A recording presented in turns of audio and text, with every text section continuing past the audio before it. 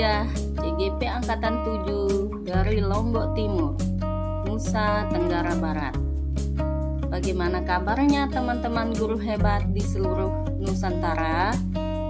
Setelah kita mempelajari modul 1.1 tentang pemikiran Ki Hajar Dewantara, pastinya ada pergerakan maju menuju perubahan dalam hati dan pikiran kita.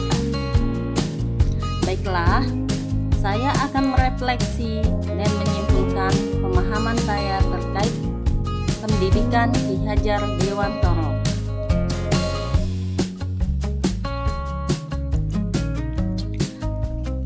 Adapun pertanyaan pemantik terkait hal ini, yaitu apa yang saya percaya tentang murid dan pembelajaran di kelas sebelum saya belajar modul 1.1. Apa yang berubah dari pemikiran atau perilaku saya setelah mempelajari modul 1.1? Apa yang bisa segera saya gunakan agar lebih baik, agar kelas saya mencerminkan pemikiran Ki Hajar Dewantara? Inilah gambaran pemahaman dan perilaku saya sebelum mempelajari modul 1.1. Saya kurang memahami perbedaan karakteristik anak sehingga semua anak saya perlakukan sama.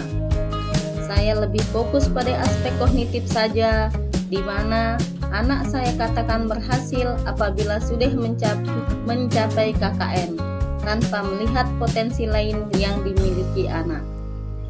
Karena saya kurang paham tentang perbedaan dari masing-masing anak, saya menyamaratakan jenis tugas tanpa memperhatikan kebutuhan dan gaya belajar yang dimiliki anak.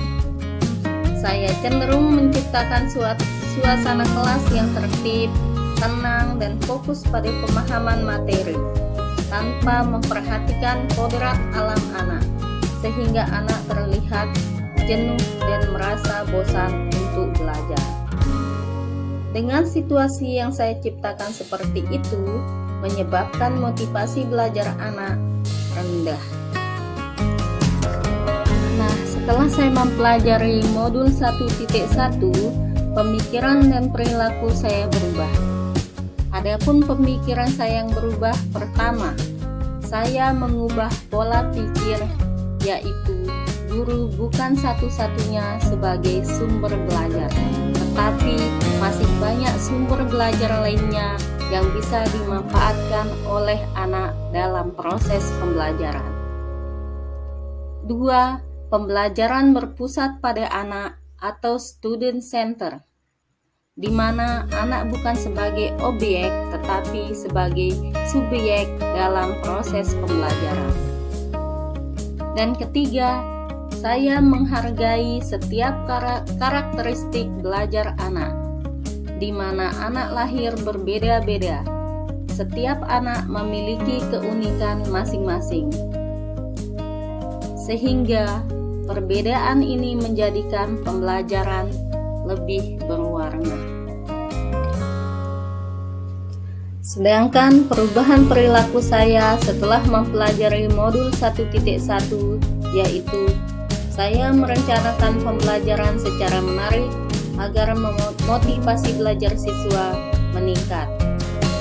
Membebaskan anak untuk menyelesaikan setiap tugas sesuai minat, bakat, dan kreativitasnya. Menuntun sesuai kodrat, lebih teliti melihat bakat anak melalui observasi, wawancara, dan pendekatan personal.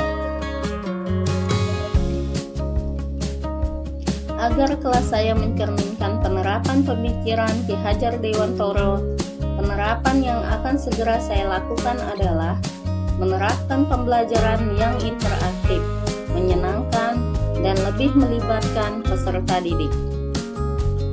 Menerapkan pembelajaran sosio-kultural budaya setempat, mengintegrasikan setiap pembelajaran dengan konsep merdeka belajar.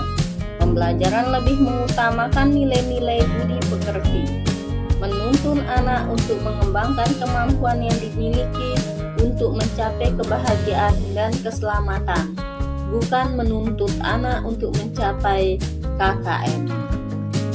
Hal ini terkait dengan peran kita sebagai among, pola, asah, asih, dan asuh. Pembelajaran sesuai kodrat alam dan kodrat zaman, yaitu pembelajaran disesuaikan dengan alam anak seperti alam bermain, namun tetap disesuaikan dengan perkembangan zaman, yaitu menuntun agar anak memiliki keterampilan abad 21, creative thinking, critical thinking, communication, dan collaboration. Mengintegrasikan permainan dalam proses pembelajaran sehingga anak merasa senang dan tidak merasa bosan.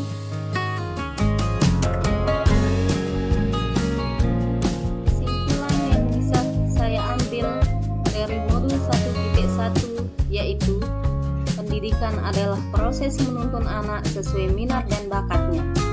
Pendidikan tidak mengukur aspek kognitif saja, namun aspek keterampilan dan lebih mengutamakan penanaman budi pekerti.